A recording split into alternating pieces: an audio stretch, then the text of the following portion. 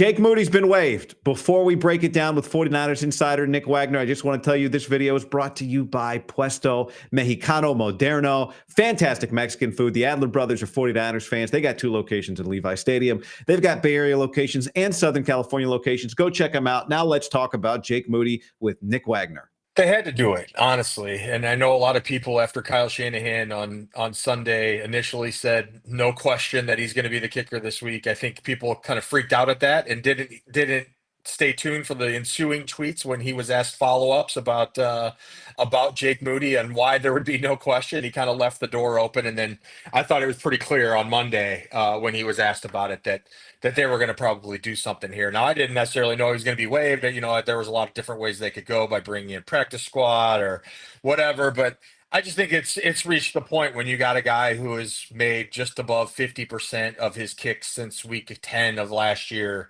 You just can't keep looking your team in the eye and telling them that this is their best option, because Jake Moody didn't necessarily lose them any games specifically. Maybe you could make an argument a couple of games last year that might have turned out differently had he made a couple of field goals. But regardless, this was a move that had to be made. And I think right now, when you look around the league at the way teams are trying to figure out their kicking situations, you know, Atlanta has 3 guys in there. Like, you've got to at least put something into it. I think if you bring in a new kicker and he misses kicks, so be it, but at least it's not the guy that has been missing kicks now for, you know, half of a year. Interesting. You know, I mean, I use the example in the preseason about Greg Joseph. Greg Joseph he missed 4 of 20 extra points last year. It's not great, but this got to a point, the 27-yarder, you know, some of Moody's misses, it was 52. We don't even try it with another guy. Fine.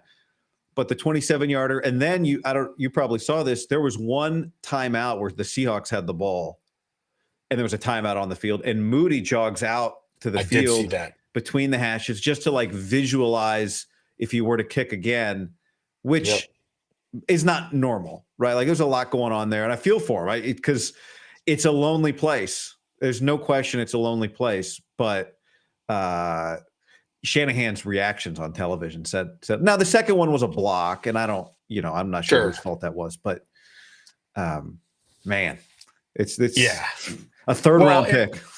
And to drive the point home further is they got into some situations, some fourth downs that arguably they should have gone for anyway, right? Like, we could sit and say that, but in those situations, Kyle Shanahan did not even so much as glance in Jake Moody's direction. Like, it was very clear, even from watching up above, that he wasn't considering putting Jake Moody in for what would have been makeable field goals for most guys, or at least for, you know, guys that you have complete faith in. And then you kind of hear in the locker room what guys are saying and all that kind of stuff.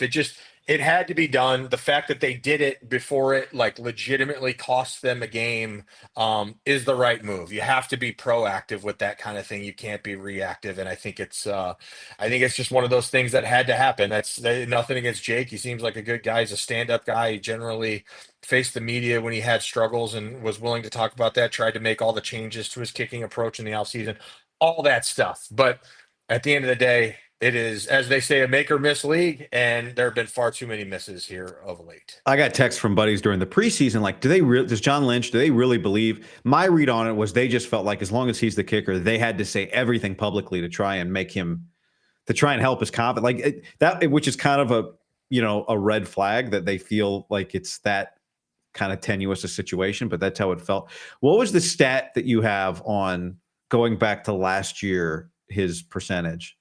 He's 12 of 23 on field goal attempts since he returned from the ankle injury, which was week 10 of last year. So like 52.2% or whatever it is.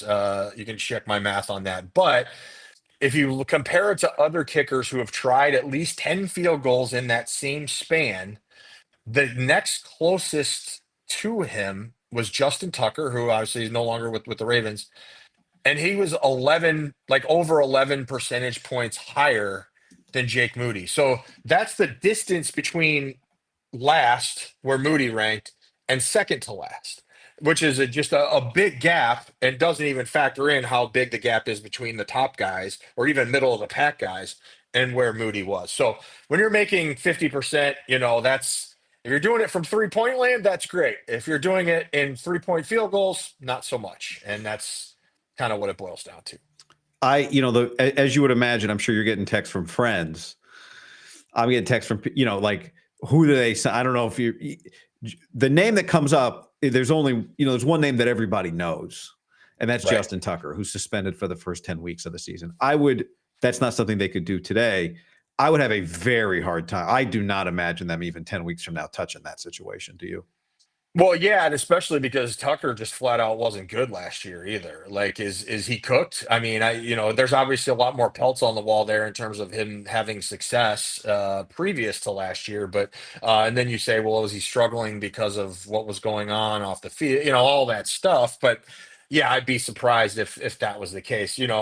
It's funny because a lot of people always say, well, you can just pull a guy off the street and find a kicker, and it's like, well, if that was true, then everyone had. But there are a lot of guys out there. There's some stories around the league right now of guys who nobody, I think Brandon Aubrey in Dallas was not a guy that Right. people knew. Jake Bates in Detroit was kicking in the XFL, UFL, whatever it's called now, and having a lot of success before the Lions got him. And so you can find these guys. I mean, the Jaguars were the guy that made the 70-yarder or whatever in the preseason. So there are at least, and those guys, you don't know what they're going to be until you give them a shot. And so there is uncertainty there, but it's uncertainty that can go either way, right? Like with Jake Moody, it was like, well, there's uncertainty, but it's like you're worried that he's going to miss it. Whereas you would like a guy who come in like, well, maybe he can make that. Maybe this is, what in his wheelhouse. So to me, like I said, I think the big thing is you'd rather have a guy who just taking a shot and see if he can make it, and rather than a guy who, like, every time he goes out there, you're holding your breath thinking that he's going to miss it. Well, I'll give you one last thing on the Moody topic and tell me what you think about this. The NFL kicking game is different than when the Niners drafted him. And you mentioned the long kicks. They've changed the ball they allow now for the kickers to use worked in balls. And there's a theory that that's why we're seeing more kickers make big kicks, is because they're not using the K ball that's fresh out of the, quote unquote, fresh out of the box. That just like Peyton Manning and Tom Brady and these guys like to, manipulate, kind of work the ball in. That because now the kickers can use balls that are more worked in, they can make longer kicks because they're not as stiff of a football. And if that's the case, then a guy, part of the reason you draft Moody is like he's going to have a bigger leg than most. I wonder, would Robbie Gould's range be a little longer now with a worked in ball? Like the Niners are saying, we just need a guy to hit singles. And if that means we got to go for it 4th and 2, it used to be field goal range, so be it. What do you think of that theory that a guy with a big leg, it has a little less separation now with a worked in K ball? I think it's an interesting theory, and I think that the thing is you see these guys with the big leg who maybe aren't so accurate. Joey Sly, if you remember, he had a brief cup of coffee with the 49ers and was a big hulking guy as kickers go anyway, and he could kick the ball a mile, but he was kind of scattershot all over the place a little bit. But I also think that sometimes, I had a long conversation. I wrote a story about Moody in the preseason, and I had a long conversation with the former Patriots kicker, Steven Gostkowski. And Gostkowski and Moody had a lot of similarities. I think Gostkowski was pick 118, Moody was pick 99. They were both replacing kind of franchise, at least as kickers go, legends. Gostkowski replacing Vinatieri, Moody replacing Gold. And Gostkowski struggled his first couple of years. He had a lot of expectations, and he, like Moody, was on a good team where you needed to be ready to go and contribute right away. And Gostkowski told me he did the same thing as Jake Moody going into his 3rd year. He switched from a 3-step approach to his 2-step approach. Well, for Gostkowski, it worked. He had a really, really good, I think he was an all-pro his 3rd year. And then he went on to a long, successful career. I think he did, and he made the point to me. He said, one thing that I had going for me is Twitter didn't exist back then. There wasn't a lot of the same like constant like barrage, but he's like, his advice for Jake Moody was like, stay off of that stuff. Avoid it as much as you can, because he made a lot of golf analogies when we had that conversation, which, as you know, rings home for me as a really terrible golfer. But a lot of them are really accurate. He was talking about kicking the ball with distance, and he was saying like, the 2-step approach theoretically it'll cost you some distance, but it should make you more accurate because they're getting rid of what they call a jab step, which is that first step. And Moody even talked about it. He said that first step is the thing that threw him off because it's hard to be consistent with that jab step. So it should make you more accurate. He goes, but the distance thing, it really shouldn't change that much because it's very much like hitting driver in golf, which people think you have to swing out of your shoes to hit your driver far. And really, it's all about what is the angle that which your club is making contact with the ball. Are you swinging up on the ball when you hit it? Are you hitting the center of the club face? Kicking is very similar to that. You got to hit the ball in the right spot. And so to your point, if the ball is worked in a way that they like and it's easier for them to hit that sweet spot on the ball, it really shouldn't make that much of a difference, which is why some of the greatest kickers in league history are small, tiny guys, not necessarily the Sebastian Janikowskis of the world who come in and look like they can kick the ball through the roof of the stadium. All right, Nick. Good intel, good insight. Appreciate you, man. You Hopefully got this is it, the yeah. last re-record of the day.